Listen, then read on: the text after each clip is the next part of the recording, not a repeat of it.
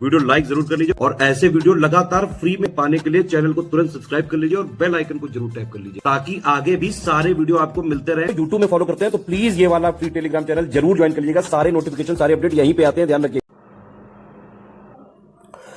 नमस्कार साथियों, स्वागत है आप सभी का स्टडी फॉर सिविल सर्विसेज में। आज का जो हमारा टॉपिक है गुप्त काल में, वो हम पढ़ेंगे गुप्तकालीन कला और संस्कृति। देखिए, गुप्तकालीन कला संस्कृति बहुत ही इंपॉर्टेंट टॉपिक है। आप मान के चलिए, गुप्त काल से अगर कुछ भी पूछा जाता है तो उसमें बहुत ज़्यादा चांस होते हैं कि या तो उसके प्रशासन से सवाल पूछा जाएगा या फिर पूछा जाएगा उसकी कला और संस्कृति से। ठीक है, तो आज हम कला संस्कृति की बात करेंगे। काफ़ी छोटे छोटे हिस्से में ये बटी हुई है और सबको हम चर्चा करेंगे क्योंकि यहाँ से पेपर में सवाल आता है। आज का जो टॉपिक हम डिस्कस करेंगे वो है साथियों गुप्तकालीन स्थापत्य कला। ठीक है, उससे पहले कुछ बेसिक फैक्ट मैं आपको गुप्तकालीन कला और संस्कृति के बारे में बताता हूं। देखो भाई, गुप्तकालीन कला और संस्कृति के कारण ही गुप्त काल को कहा जाता है भारतीय इतिहास का स्वर्ण युग, यानी गोल्डन एरा है ये। आपसे कभी पूछेगा भारतीय इतिहास का स्वर्ण युग क्या है, तो आप आंसर करोगे गुप्त काल। स्वर्ण युग कहने से अर्थ क्या है यहाँ पर, ये भी आप समझ लो। देखिए, स्वर्ण युग कहने से अर्थ यहाँ पर ये है कि कुत्ते भौंक रहे हैं थोड़ा सा। ओके, चलिए, कुत्ते मैंने भगा दिए। ठीक है, शुरू करते हैं। हाँ, तो मैं आपको बता रहा था स्वर्ण युग इसको क्यों कहते हैं। तो देखो, स्वर्ण युग इसको इसलिए कहा जाता है क्योंकि इस समय में समाज के जितने भी क्षेत्र होते हैं सब में तरक्की हो रही है। स्वर्ण युग का मतलब यहाँ पर आप ये मत समझ लेना कि यहाँ पर सब लोग सोने से हटे पड़े हैं, सोना बहुत ज़्यादा पहनते हैं, सोना ही सोना चल रहा है, इस वजह से गोल्डन एरा कहते हैं। नहीं, गोल्डन एरा कहने का मतलब ये है कि समाज के जितने भी हिस्से हैं सब में बढ़िया तरक्की हो रही है। हम देखेंगे स्थापत्य कला में तरक्की हो रही है, कला के क्षेत्र में तरक्की हो रही है, साहित्य के क्षेत्र में तरक्की हो रही है, विज्ञान के क्षेत्र में तरक्की हो रही है, हर क्षेत्र तरक्की कर रहा है। इसीलिए इसे कहा जाता है स्वर्ण युग या गोल्डन एरा। और स्वर्ण युग में भी अगर हम ये देखें कि किसके समय को स्वर्ण युग कहा जाता है, स्पेशली गुप्त काल में भी, तो फिर आपका जवाब आएगा चंद्रगुप्त द्वितीय विक्रमादित्य को। उसका जो समय है साथियों, उसी को हम यहाँ पर मुख्य रूप से स्वर्ण युग के साथ जोड़ते हैं। तो चलिए शुरू करते हैं इसको, एक एक करके जो भी इंपॉर्टेंट फैक्ट है देखेंगे। सबसे पहले आज हम देखेंगे स्थापत्य कला, और स्थापत्य कला में आज हम देखेंगे गुप्तकालीन मंदिर निर्माण कला को। ठीक है, देखो भाई, गुप्तकाल की सबसे बड़ी विशेषता है मंदिर निर्माण कला। गुप्तकाल ही वो समय है जिसमें मंदिर निर्माण कला का जन्म हुआ, यानी गुप्तकाल से पहले मंदिर बनाने का ऐसा कोई स्पेसिफिक स्टाइल नहीं था जैसा आज के समय में हमें देखने को मिलता है। ठीक है, गुप्तकाल में जो मंदिर बने साथियों, मैं आपको बता दूं, वो नागर शैली के बने हैं। मंदिर बनाने की 3 शैलियां होती हैं। पहली तो यही लिखी है आपके सामने, नागर। ठीक है, नागर शैली के मंदिर बनते थे साथियों उत्तर भारत में। दूसरी जो शैली जो होती है वो है बेसर, यहाँ पे लिख देता हूँ मैं, ये है मध्य भारत में बेसर कला शैली। ठीक है, और तीसरी जो कला शैली है वो है द्रविड़, वो थी दक्षिण भारत में। तो मंदिर बनाने की 3 शैलियाँ थी। पहली है नागर जो उत्तर भारत में है, बेसर मध्य भारत में है, द्रविड़ दक्षिण भारत में मंदिर बनाने की शैली है। फिलहाल गुप्त राजा जो मंदिर बना रहे हैं वो नागर कला शैली के हैं, ध्यान रखना। ठीक है, गुप्तकालीन मंदिर किस प्रकार के हैं, नागर कला शैली के हैं। मंदिरों में बेसिकली अगर हम देखें क्या क्या होता था, तो मंदिर में जो है आपको क्या क्या मिलेगा। मंदिर में बिल्कुल प्रारंभ, मतलब गुप्तकालीन मंदिरों की जो स्टार्टिंग होती है वो गर्भगृह से होती है, ध्यान रखना। गर्भगृह क्या होता है, गर्भगृह वो स्थान होता है जहां पर देवता की मूर्ति या देवी की मूर्ति स्थापित की जाती है, ध्यान रखना। जिस जगह पर मुख्य देवता निवास करते हैं वो कहलाता है गर्भगृह। और यहां तक पहुंचने के लिए बेसिकली आपको एक रास्ता लेना पड़ेगा जिसको हम कहते थे दलान। ठीक है, ये अंदर होगा यहाँ पर आपका गर्भगृह, ये हो गया रास्ता वहां तक जाने का, इसको बोलते थे दलान। अच्छा, इसमें एक सभा भवन भी होता था जिसमें होकर के आप प्रवेश करेंगे, यानी एक बड़ा सा एरिया, यहाँ से आप एंटर करेंगे, उसके बाद दलान पड़ेगा, उसके बाद ये पड़ेगा गर्भगृह जहाँ पर देवता निवास करते थे, है ना। इस भवन के चारों ओर एक पूरा का पूरा प्रांगण होता था। इस तरीके से एक प्राचीर होती थी जो इसको चारों तरफ से घेरे होती थी। तो इस तरीके से मंदिर बनता था। अच्छा, गुप्तकालीन मंदिर बनाने में जो सबसे इंपॉर्टेंट चीज़ है वो मैं आपको बता दूं, वो है ये कि गुप्तकालीन मंदिरों की जो सबसे बड़ी विशेषता है वो है गुप्तकाल में ही पहली बार भारत में शिखर युक्त मंदिर बने हैं, ध्यान रखना। शिखर युक्त मंदिर का मतलब हो गया इस तरीके से। ठीक है, ये जो मंदिर बनाने का डिजाइन है साथियों, ये गुप्तकाल में ही आया है। इससे पहले मंदिर शिखर युक्त नहीं होते थे, उनकी छतें सपाट होती थी, लेकिन गुप्तकाल में ही पहली बार शिखर युक्त मंदिर बने। ठीक है। अब पहली बार शिखर युक्त मंदिर गुप्त काल में ही बने हैं, तो फिर आपसे बिल्कुल पूछा जा सकता है कि बताइए भारत में पहला शिखर युक्त मंदिर कौन सा है।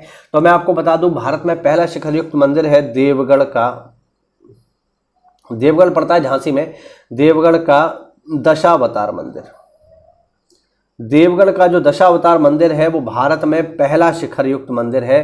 ध्यान रखना, भारत का पहला शिखर युक्त मंदिर देवगढ़ का दशावतार मंदिर है। देवगढ़ पड़ता है झांसी में, और इसका जो शिखर है ये करीब करीब 12 मीटर ऊंचा है।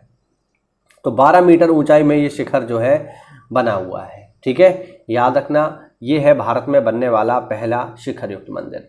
इसके अलावा गुप्त काल में मंदिर बनाने का एक और विशेष चलन देखने को मिलता है, वो है ये कि गुप्त काल में ही पहली बार ईंटों से निर्मित मंदिर बनाने जाने लगे। ईंटों से निर्मित, है ना, ईंटों से निर्मित मंदिर बनने लगे। यानी गुप्त काल से पहले जो मंदिर बनते थे वो पत्थरों से बनाए जाते थे, बट गुप्त काल में पहली बार ईंटों से निर्मित मंदिर बनने लगे। तो ये भी पूछता है कि भारत में पहला ईंटों से निर्मित मंदिर कौन सा है।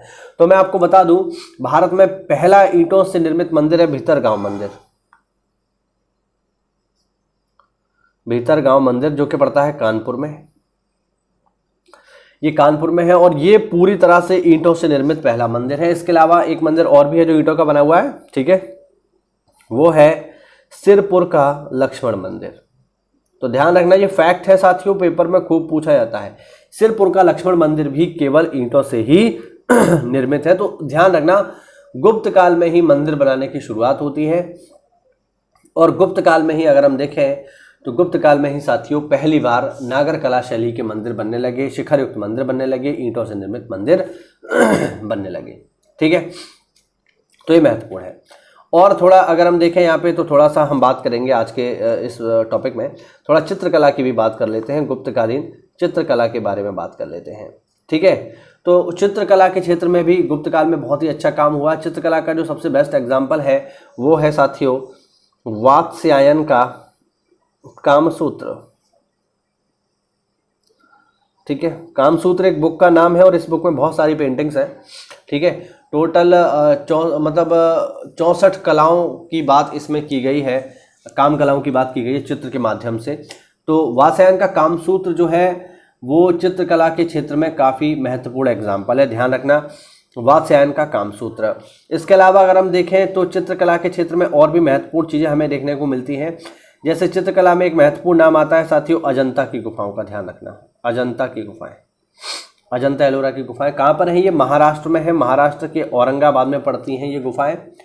और इन गुफाओं में जो है टोटल जो है 29 गुफाओं में चित्र बने हुए थे, लेकिन आज के समय में केवल 7 गुफाएं ही चालू हैं, ठीक है। 7 गुफाओं में भी अगर हम देखें तो 3 गुफाएं ऐसी हैं अजंता की, जो टोटल 7 गुफाएं हैं उनमें से 3 गुफाएं ऐसी हैं जो गुप्तकालीन हैं। कौन कौन सी गुप्तकालीन है? 16 नंबर, 17 नंबर और 19 नंबर।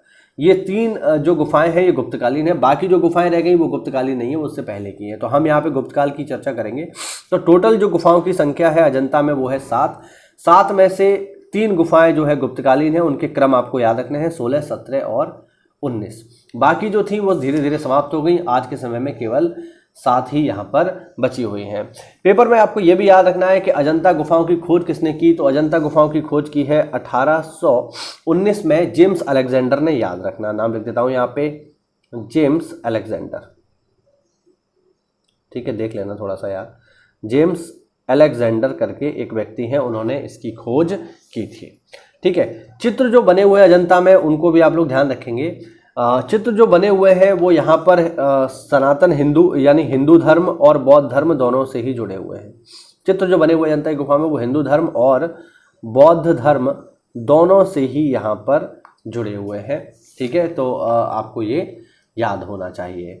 इसके अलावा अगर हम देखें तो अजंता की गुफाओं में जो काफ़ी फेमस है वो है 16वें नंबर की गुफा। 16वें नंबर की गुफा में एक मरती हुई राजकुमारी का यहाँ पर पेंटिंग है जो काफ़ी सुंदर है। इसके अलावा हम देखें तो थोड़ा सा एक और भी है गुफा जिसका नाम है बाघ गुफा। बाघ गुफा की चित्रकला ये कहाँ पर है? ये एमपी में है बाघ गुफा, ठीक है। और इसकी खोज हुई है 1818 में, और किसने की है? डेजरफील्ड ने, ध्यान रखना, ठीक है। और इसमें भी बहुत सारे चित्र हैं। और बाघ गुफाओं की टोटल संख्या है साथियों 9। ठीक है, और इसमें भी बहुत सारे चित्र बने हुए हैं। तो ये हुआ साथियों आज का हमारा वीडियो, जिसमें हमने गुप्तकालीन कला संस्कृति में बात करी यहाँ पर मंदिर निर्माण की और पेंटिंग की। अगली जो क्लास होगी वो होगी साहित्य के बारे में। ठीक है, इंपॉर्टेंट साहित्य की हम लोग चर्चा करेंगे। चलिए मिलते हैं अगली क्लास में, तब तक के लिए जय हिंद, जय भारत, वंदे मातरम।